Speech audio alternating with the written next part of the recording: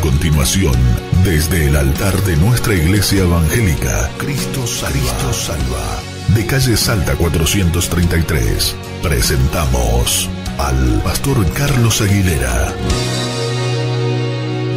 Eres nuestra roca, nuestra fortaleza, nuestra esperanza.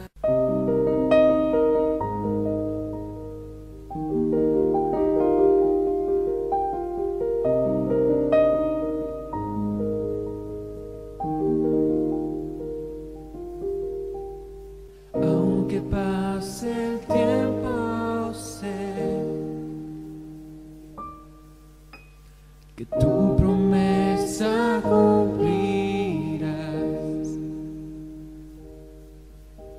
y nada en ti se perderá.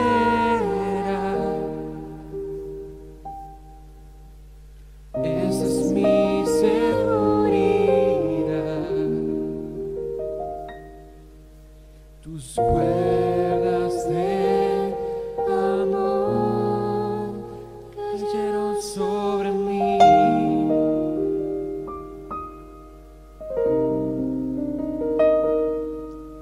Tus cuerdas de amor cayeron sobre mí.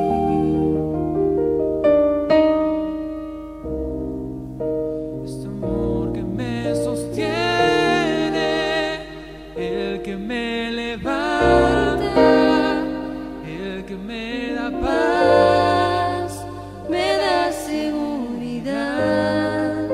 Este amor que me sostiene, el que me levanta, el que me da paz, me da seguridad de lo que vendrá. Tú tienes el control, nunca pierdes el control.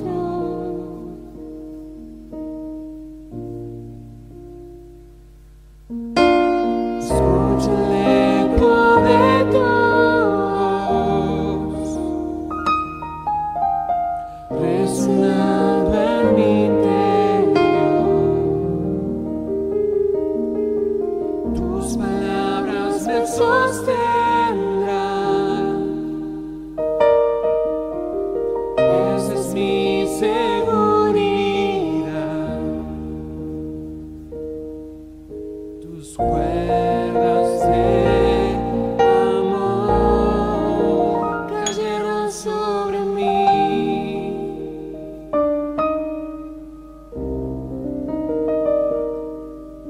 Tus cuerdas de amor cayeron sobre mí.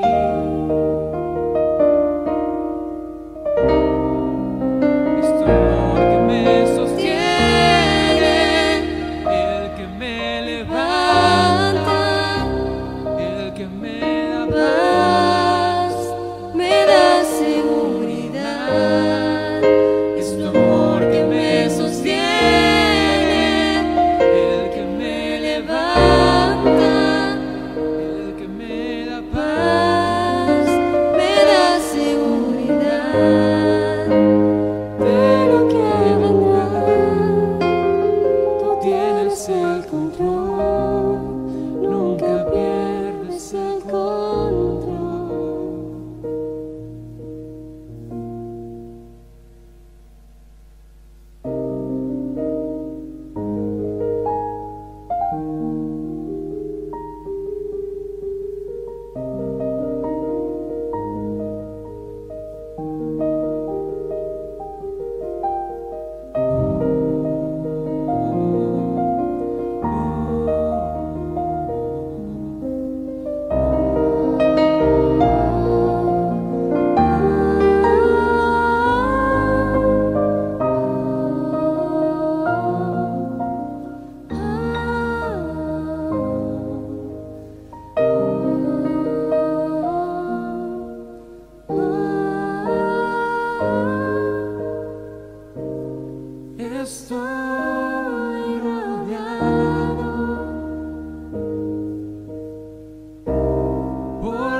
brazos de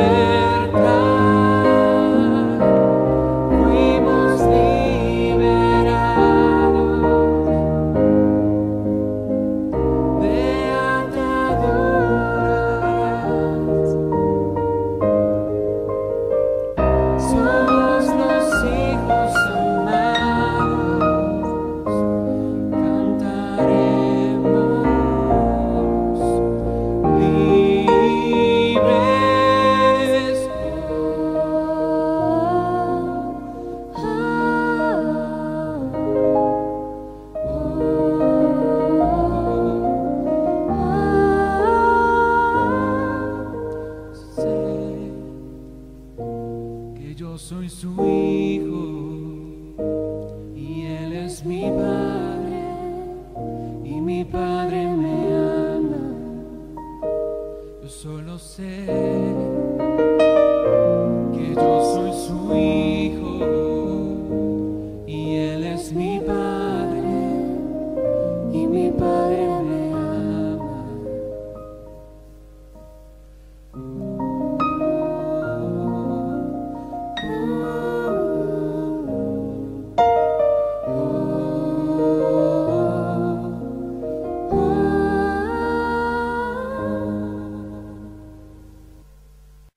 Hola queridos hermanos, volvemos a encontrarnos a través de las redes sociales para poder compartir un mensaje de la palabra de Dios. En esta oportunidad quiero hablarte acerca de la relación entre la cruz y el cielo. Y vamos a leer un texto en la palabra de Dios que se encuentra en la primera carta a los Tesalonicenses, el capítulo 5, el versículo 9. En esta oportunidad voy a leer la Biblia Reina Valera actualizada y dice así: porque no nos ha puesto Dios para ira, sino para alcanzar salvación por medio de nuestro Señor Jesucristo, quien murió por nosotros para que, ya sea que velemos o sea que durmamos, vivamos juntamente con Él. Por lo cual, anímense los unos a los otros y edifíquense los unos a los otros, así como ya lo hacen. Claro, en textos como este y muchos otros que vamos a compartir en esta noche, podemos ver que el cielo estaba en la cruz, pero también que la cruz estará en el cielo. Jesús murió para que pudiéramos vivir por Él o por medio de Él. Eso es salvación. Jesús murió para que pudiéramos vivir para Él, y eso es consagración. Pero también el tema de esta noche es que Jesús murió para que pudiéramos vivir con Él, y esto es glorificación. No importa cuán difícil pueda ser nuestro peregrinar aquí en la tierra, sabemos que nosotros habitaremos en la casa del Señor para siempre, como dice el conocido Salmo 23, en el versículo 6, ciertamente el bien y la misericordia me seguirán todos los días de mi vida, y en la casa del Señor moraré por días sin fin. Claro, tenemos que entender que la esperanza cristiana del cielo descansa sobre tres pilares muy importantes que te voy a mencionar. Primero está la promesa de Jesús, el segundo pilar es la oración de Jesús, y el tercer pilar es la obra de Jesús. ¿Por qué digo que la esperanza del cielo descansa en estos tres pilares? Porque Jesús prometió en Juan capítulo 14, versículo 2, dice: en la casa de mi Padre muchas moradas hay. De otra manera se los hubiera dicho: voy pues a preparar lugar para ustedes. Y si voy y les preparo lugar, vendré otra vez y los tomaré conmigo, para que donde yo estoy, estén también ustedes. Así que este texto es muy claro acerca de lo que Jesús pedía o lo que Jesús prometía. Y Él es fiel. Sus promesas se van a cumplir con toda fidelidad. Y su promesa es que donde Él esté, nosotros vamos a estar juntamente con Él. Él fue a preparar lugar en la cruz del Calvario, y luego resucitó y ascendió, y es el primer hombre que ha accedido a la gloria y está en el cielo. Y Él nos ha prometido que vendrá un día a buscarnos para que nosotros estemos juntamente con Él. Así que aquí vemos conjugados la cruz y el cielo. El segundo pilar es la oración que Jesús hizo antes de morir. En Juan capítulo 17 está registrada esta oración y en el versículo 24 dice: Padre, quiero que donde yo esté, también estén conmigo aquellos que me has dado, para que vean mi gloria que me has dado, porque me has amado desde antes de la fundación del mundo. Así que aquí vemos que el Señor Jesucristo no solamente lo prometió, sino que se lo pidió al Padre, para que nosotros estemos juntamente con Él y veamos su gloria. Por eso seremos glorificados juntamente con Él. Y lo que Jesús le pide al Padre, el Padre se lo da. Y esta es otra esperanza que nosotros tenemos en Él. Pero el tercer pilar es la obra que Jesús hizo. Lo hemos leído en 1 Tesalonicenses capítulo 5, el versículo 10 dice que Jesús murió para nosotros, murió por nosotros, para que ya sea que velemos o sea que durmamos, vivamos juntamente con Él. Aquí vemos otra vez conjugados la cruz y el cielo. Dice el apóstol Pablo, murió por nosotros. Y aquí cuando leemos ya sea que velemos, podemos decir ya sea que vivamos, o ya sea que durmamos, ya sea que muramos, vivamos juntamente con Él. Este texto está en el contexto de la venida del Señor Jesucristo para buscar a la iglesia antes de que pase por la tribulación que vendrá sobre este mundo, porque no nos ha puesto Dios para que pasemos por la ira de ese tiempo de tribulación, sino que nos va a salvar de ese tiempo, y los que están muertos van a resucitar, y los que estén vivos van a ser transformados en un momento, en un abrir y cerrar de ojos. El Señor nos llevará a su presencia, y así estaremos siempre con el Señor. Pero esta bienaventurada esperanza está fundamentada en la obra que Jesús hizo en la cruz del Calvario. Y es en este tercer pilar, es decir, el precio que Jesús pagó en la cruz del Calvario, donde quisiera que nos enfoquemos y descubramos la relación entre la cruz de Cristo y el cielo. Primeramente quisiera llevarte a reflexionar en esto. Hay una expresión que se utiliza en la actualidad que se llama el choque cultural. Es una expresión que se utiliza cuando se habla del trauma emocional que se puede sentir cuando uno se encuentra fuera de su elemento. Se aplica, por ejemplo, cuando una persona viaja a un país extranjero y se encuentra con una realidad totalmente distinta a la que él está acostumbrado a vivir. Son costumbres distintas, vestimenta distinta, distinta moneda, distintas formas de relacionarse, y a esto se le llama el choque cultural.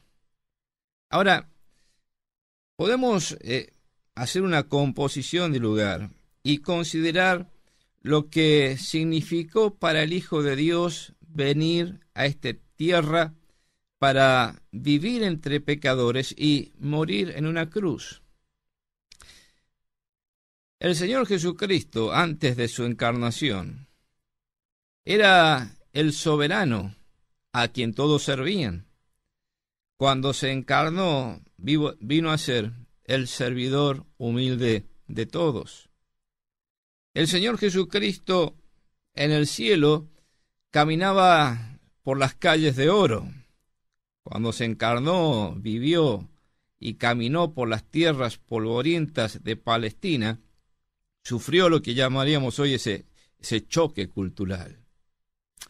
El Señor Jesucristo, antes de encarnarse, vivía en la esfera de la santidad, pero cuando se encarnó y vino a vivir en este mundo, entró en la esfera de la pecaminosidad.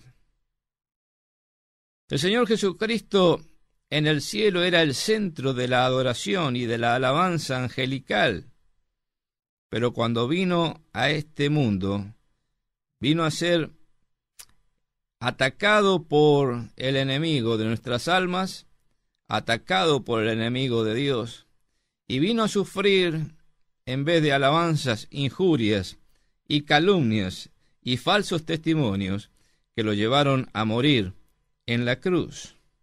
Por eso, el primer punto que sería interesante destacar aquí es que el infierno estaba en la cruz. El infierno estaba en la cruz. Ciertamente, el infierno estaba en la cruz del Calvario, motivando a gente ignorante a burlarse de él y a matarlo. Fíjate lo que dice el Salmo 22. Algo estuvimos considerando en esta mañana en la Cena del Señor, cuando meditábamos en el Salmo 22. El versículo 12 dice: muchos toros me han rodeado, fuertes toros de Basán me han cercado. Y luego el versículo 16: los perros me han rodeado, me ha cercado una pandilla de malhechores y horadaron mis manos y mis pies. Esto hace referencia a todos aquellos personajes que estuvieron involucrados en la blasfemia, en la injuria, en un juicio falso, en maltratarlo, en torturarlo y en llevarlo a clavar en la cruz del Calvario, de tal manera que horadaron sus manos y sus pies. Allí parecía que las huestes infernales estaban triunfando, las potestades de las tinieblas estaban ganando la batalla, y parecía que era el fin de un Cristo que había venido a hacer una obra de salvación. Sin embargo, el apóstol Pablo en Colosenses capítulo 2, versículo 15 dice que cuando Cristo murió en la cruz del Calvario, despojó a los principados y las autoridades y los exhibió como espectáculo público, habiendo triunfado sobre ellos en la cruz. Así que aquí podemos ver que el infierno estaba en la cruz, pretendiendo anular la obra que el Señor había venido a hacer. La última gran batalla donde el diablo intentó torcer el propósito que Dios tenía con la venida del Señor Jesucristo. Sin embargo, allí encontró Satanás y todas sus huestes demoníacas la derrota definitiva en la cruz del Calvario. Y Jesús los exhibió públicamente, triunfando sobre ellos en la cruz. Así que el infierno estaba en la cruz, pero en segundo lugar, el cielo estaba en la cruz. La cruz era tan terrible que debemos recordar que ahí estaban presentes tanto el cielo como el infierno. Hay una expresión cuando Jesús fue a ser arrestado y Pedro sacó la espada y cortó la oreja de un soldado que nos dice la tradición que se llamaba Malco. En Juan capítulo 18, versículo 11, dice: entonces Jesús dijo a Pedro: mete tu espada en la vaina, ¿no he de beber la copa que el Padre me ha dado? Claro, poniendo en contexto esta frase del Señor Jesús, entendemos que Él era consciente de que yendo a la cruz y muriendo en esa cruz, estaba cumpliendo con la voluntad de su Padre. ¿No he de beber la copa que el Padre me ha dado? Esta copa representa esa voluntad, ese propósito eterno de Dios de que Cristo muriera en la cruz del Calvario para hacer posible nuestro acceso al cielo. Pero aquí tenemos que, como cantamos muchas veces el himno, donde Cristo está, el cielo es. Y aquí Cristo estaba en la cruz. Allí estaba el cielo en la cruz, en la persona del Señor Jesucristo. Y cada declaración, cada frase que Jesús pronunció en la cruz era una palabra del cielo, el cumplimiento de las profecías y el ánimo para los que estaban allí. Puedes pensar en esa primera palabra o frase de Cristo en la cruz: Padre, perdónalos porque no saben lo que hacen. Allí estaba el cielo, perdonando a aquellos inicuos que estaban haciendo una obra allí que realmente desconocían e ignoraban lo que estaban haciendo, y Jesús oró por ellos. Luego, dirigiéndose a sus seres queridos que estaban al pie de la cruz, les dice: mujer, he ahí tu hijo, refiriéndose a Juan, y a Juan: hijo, he ahí tu madre. Allí, en ese mismo momento de la obra de la cruz, Jesús mira al pie de la cruz y ve allí lo que es el inicio de una nueva familia espiritual. No había lazos de sangre entre Juan y María.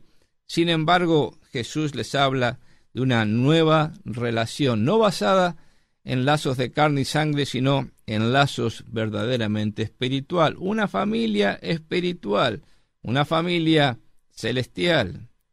Pero allí había también dos malhechores. Uno le injuriaba, el otro clamó: Señor, acuérdate de mí cuando vengas en tu reino. Y el Señor Jesús le dice: de cierto te digo, que hoy estarás conmigo en el paraíso. El cielo estaba en la cruz. Jesús estaba abriéndole los portales del cielo a este malhechor arrepentido. Y luego llegamos a ese momento cúlmine de la obra de la cruz, donde las tinieblas sobrenaturales que representaban toda la maldad de la moral y espiritual, las tinieblas morales y espirituales estaban cubriendo allí la tierra de Palestina, y desde en medio de esas tinieblas se escucha la voz de Cristo: Dios mío, ¿por qué me has desamparado? Es que Cristo moría allí desamparado para ampararnos a nosotros. Cristo moría en nuestro lugar, cargando toda la ira de Dios y sufriendo sobre sí mismo la justicia de Dios, para que nosotros pudiéramos ser librados de la ira y para que nosotros pudiéramos satisfacer las demandas de la justicia de Dios, poniendo nuestra confianza en Cristo como Salvador personal. Allí estaba Cristo sufriendo el infierno en nuestro lugar. Y luego de eso la frase: tengo sed. Es que él había experimentado en vida el infierno. Y así como el rico en el Hades clamaba a Abraham que deje a Lázaro que moje su dedo en agua para refrescar su lengua, Jesús había sufrido lo que eran los terrores del infierno, y no solamente tenía una sed física, sino también los resultados de esa experiencia de haber sufrido en vida el castigo de Dios. Y luego la exclamación: consumado es. La obra ha sido terminada, la obra es perfecta, ya no hay más nada que reclamar, ya no hay más nada que hacer. Cristo pagó el precio de nuestro rescate y nos abrió los portales del cielo. Y habiendo terminado su obra, dijo: Padre, en tus manos encomiendo mi espíritu. Así que fíjate cómo el cielo estaba allí en la cruz del Calvario. En aquel terrible día cuando Jesús murió en la cruz, la presencia de Dios no estaba en el templo donde se estaban sacrificando los corderos pascuales. La presencia de Dios estaba en la cruz. Dice Mateo 23:37, registra las palabras de Jesús: Jerusalén, Jerusalén, que matas a los profetas y apedreas a los que te son enviados. ¿Cuántas veces quise juntar a tus hijos, así como la gallina junta sus pollitos debajo de sus alas, y no quisiste? Y claro, hay otra expresión que me llama profundamente la atención, seguramente la has escuchado. Está en el primer libro de Samuel, capítulo 4, versículo 19. Luego de que muere Elí, muere su hijo Fines, su esposa, la esposa de Fines, al escuchar esto, da a luz a un hijo y le pone por nombre Icabod. He aquí su casa les es dejada desierta. Él escribió Icabod sobre la ciudad. La gloria de Israel había sido desterrada. Y esto se cumple aquí en la muerte del Señor Jesucristo. Dios ya no estaba en Jerusalén. Dios ya no estaba en el templo. Dios estaba en la cruz del Calvario, reconciliando consigo mismo al mundo. Dios estaba en Cristo, reconciliando consigo al mundo, no tomándoles en cuenta a los hombres sus pecados. Podemos ver el amor y el propósito del cielo que trajeron a Jesús a la cruz. Hebreos capítulo 12, versículo 2 dice: puesto los ojos en Jesús, el autor y el consumador de la fe, quien por el gozo que tenía delante de él sufrió la cruz, menospreciando el oprobio, y se ha sentado a la diestra del trono de Dios. Claro, esta frase, el gozo que tenía delante de él sufrió la cruz, nos hace pensar cuál era su gozo para sufrir la cruz del Calvario. Y yo creo que era primeramente el gozo de retornar al Padre, habiéndosele restaurado la gloria que había dejado, que había tenido antes de su encarnación. Por eso en Juan 17, versículo 5 dice Jesús: ahora pues, Padre, glorifícame tú en tu misma presencia con la gloria que yo tenía en tu presencia antes que existiera el mundo. Cuando Jesús iba a la cruz, tenía gozo pensando que esa presencia era necesaria para retomar la gloria que había tenido. No hay gloria sin cruz. Y el Señor Jesucristo pudo tener gozo a través del sufrimiento, el padecimiento de la cruz del Calvario, contemplando lo que le esperaba, la gloria que tenía antes de su encarnación. Pero este gozo también incluye haber compartido su gloria con nosotros cuando él presentó su novia al Padre. Judas, versículo 24, dice: y a aquel que es poderoso para guardarlos sin caída y para presentarlos irreprensibles delante de su gloria con gran alegría. Así que Jesús tenía gozo cuando pasó por la cruz del Calvario, porque estaba mirando también a todos aquellos que iba a salvar por medio de la muerte en la cruz. Allí estaba pensando en el cielo, en ese momento cuando iba a presentar delante del Padre a la iglesia como su novia, compuesta por todos los redimidos por la sangre del Cordero vertida allí en la cruz del Calvario. El cielo estaba en la cruz, porque la cruz es el único camino al cielo. Jesús dijo en Juan 14:6: yo soy el camino y la verdad y la vida. Nadie viene al Padre si no es por mí. El camino a Dios está abierto no por la vida de Jesús, no por el ejemplo de Jesús, no por las enseñanzas de Jesús. El camino al cielo está abierto por la muerte de Jesús en la cruz del Calvario. Por eso 1 Pedro 3:18 dice, porque Cristo murió por los pecados una vez por todas, el justo por los injustos, a fin de llevarlos a ustedes a Dios. Y Hebreos 10:19, así que hermanos, mediante la sangre de Jesús, tenemos plena libertad para entrar en el lugar santísimo. Qué preciosa verdad que encontramos en la palabra de Dios. El cielo estaba en la cruz. La cruz era necesaria para que nosotros podamos estar en el cielo. En tercer lugar, la cruz estará en el cielo. El cielo estaba en la cruz, pero la cruz también estará en el cielo. Por supuesto, no estamos hablando de que literalmente, materialmente, el madero en el que Jesús murió va a estar en el cielo, sino que esa misma cruz estará allí representada en la persona del Señor Jesucristo, al cual en Apocalipsis se lo reconoce como el Cordero de Dios. La cruz está vista por toda la eternidad en el cielo en las heridas del Señor Jesucristo. Cuando nosotros miremos en el cielo sus manos horadadas, sus pies horadados, tendremos delante nuestro la cruz de Cristo por toda la eternidad. Mire, bien se ha dicho que el único cuerpo humano con heridas en el cielo será el de Jesús.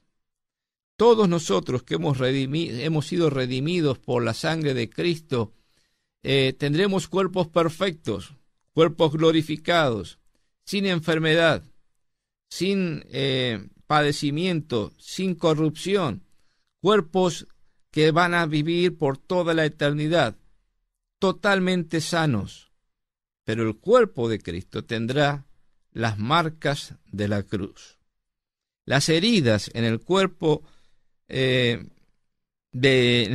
glorificado de Jesús, en el cual Él ascendió al cielo, están allí delante de todas las miradas. Vamos a Apocalipsis capítulo 5 y van a ver en el versículo 6 que Juan dice: en medio del trono y de los 4 seres vivientes y de los ancianos vi un cordero de pie como inmolado. Aquí está lo primero que nos dice Juan cuando empieza a describir la escena celestial. ¿Qué es lo que él contempló? ¿Qué le fue revelado en el cielo? Lo primero que él ve, un cordero de pie como inmolado. Podría decir en el idioma original como recientemente inmolado. Es decir, allí está ante la mirada atónita de Juan el Señor Jesucristo con sus manos y sus pies horadados.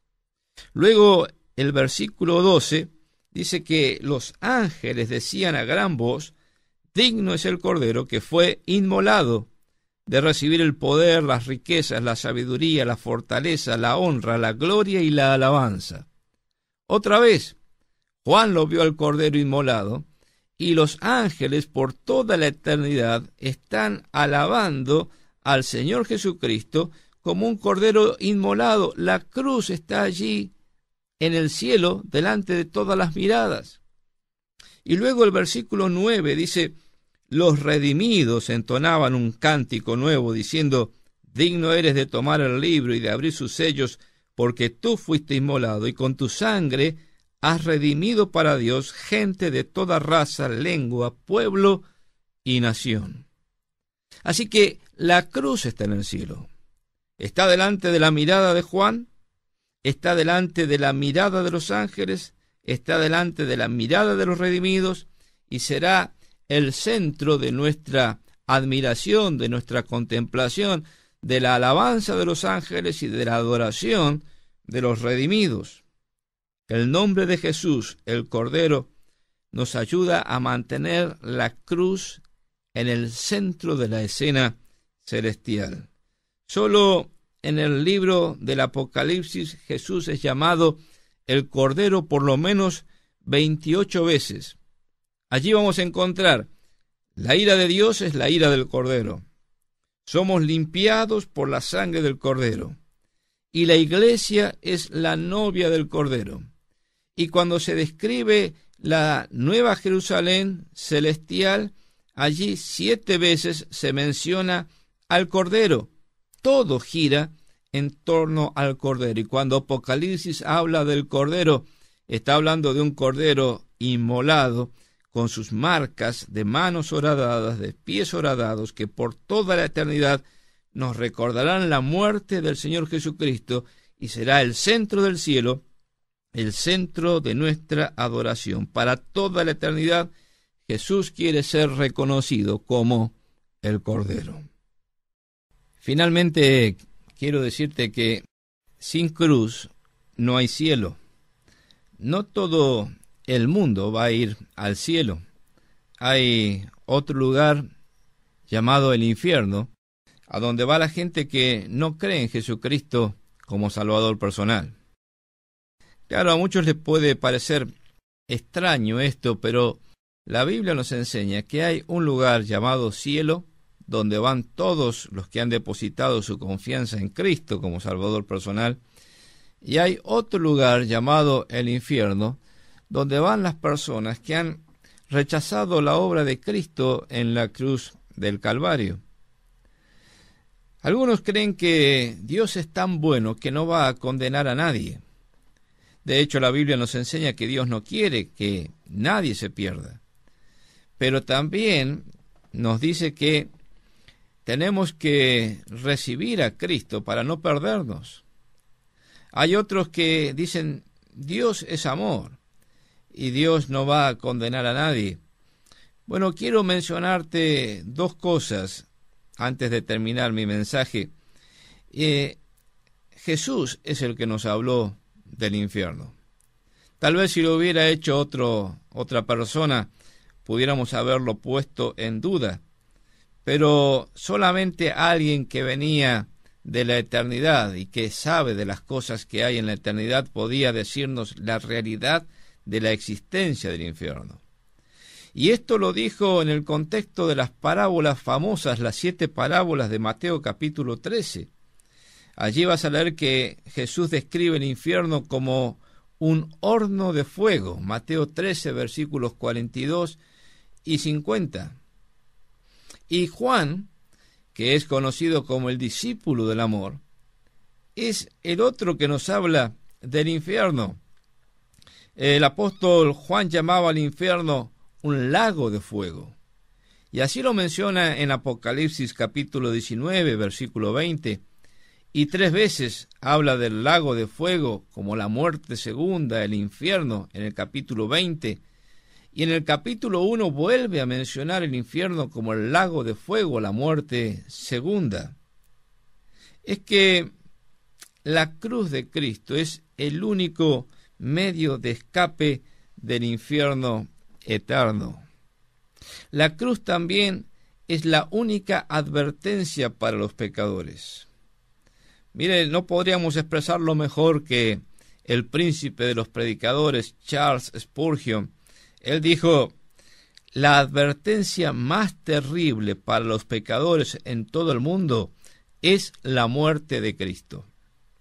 Porque si Dios no excusó a su propio Hijo, a quien solo se le imputó el pecado ajeno, ¿excusará a los pecadores cuyos pecados son propios? Está clarísimo, perfectamente expresado. Si Dios no perdonó a su propio Hijo cuando cargó con el pecado ajeno, el pecado de todos nosotros en la cruz, y descargó en él la ira santa a causa del pecado, ¿alguien pudiera imaginar que va a perdonar a aquel que tenga la osadía de presentarse delante de su presencia como juez con pecados propios? Dios, que es justo, enviará a cada uno a su lugar. Pero quiero que entiendas esto. No es el deseo de Dios condenar a nadie. No es la voluntad de Dios que nadie se pierda. Esto lo dijo el apóstol Pedro.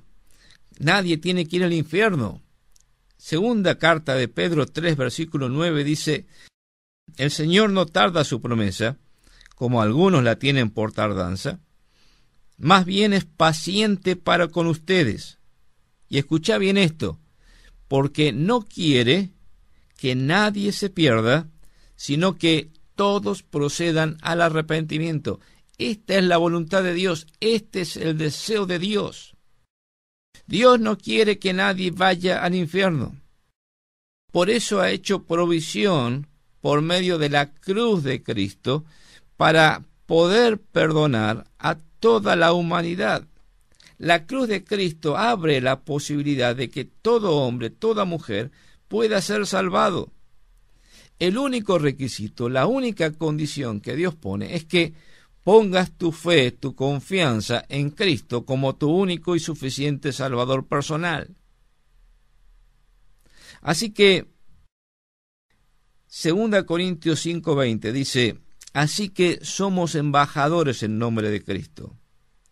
Y como Dios les exhorta por medio nuestro, les rogamos en nombre de Cristo, reconcíliense con Dios. Al que no conoció pecado, por nosotros Dios le hizo pecado, para que nosotros fuéramos hechos justicia de Dios en él. Este es el Evangelio. Sin cruz no hay cielo. Dios no condena a nadie. El hombre se condena al rechazar el amor de Dios demostrado en la cruz del Calvario por todos nosotros. Dios quiere que nos volvamos a Él, que nos arrepintamos de nuestros malos caminos, que depositemos nuestra confianza en Cristo como Salvador personal, que nos reconciliemos con Dios. Todo esto es posible porque Cristo murió en la cruz del Calvario. Y esta es la oferta del Evangelio, pura, simple, sencilla. Cree en el Señor Jesucristo como tu Salvador personal y serás salvo. Así que te invito, ahí donde estás, a que puedas reconciliarte con Dios. Tal vez me preguntas, ¿y cómo tengo que hacer? Bueno, sencillamente inclinando tu rostro con reverencia delante de su presencia y hablando con Dios. Orar es hablar con Dios y decirle: Señor, reconozco que soy un pecador. Te doy gracias que Cristo murió en la cruz del Calvario y con esto me abrió la entrada a tu presencia y puedo ser salvo. Quiero abrirle mi corazón y te ruego que Cristo entre en mi vida. Le recibo como mi único y suficiente Salvador personal. Hacelo así. Y la promesa de la palabra de Dios es que a todos los que le reciben al Señor Jesús, a los que creen en su nombre, Dios les hace sus hijos. Entras en la familia de la fe. Quisiera darte la bienvenida a la familia de la fe. Quisiera poder recibirte en la casa de Dios. Así que, si Dios lo permite, espero verte pronto aquí en calle Salta 433, en la iglesia Cristo Salva. Te mando un fuerte abrazo y que Dios te bendiga. Este programa fue una presentación de Iglesia Evangélica Cristo Salva, de calle Salta 433, y en la voz del pastor Carlos Aguilera. Una producción de Radio de la Fe 105.7. Una sintonía del cielo para bendecir tu vida.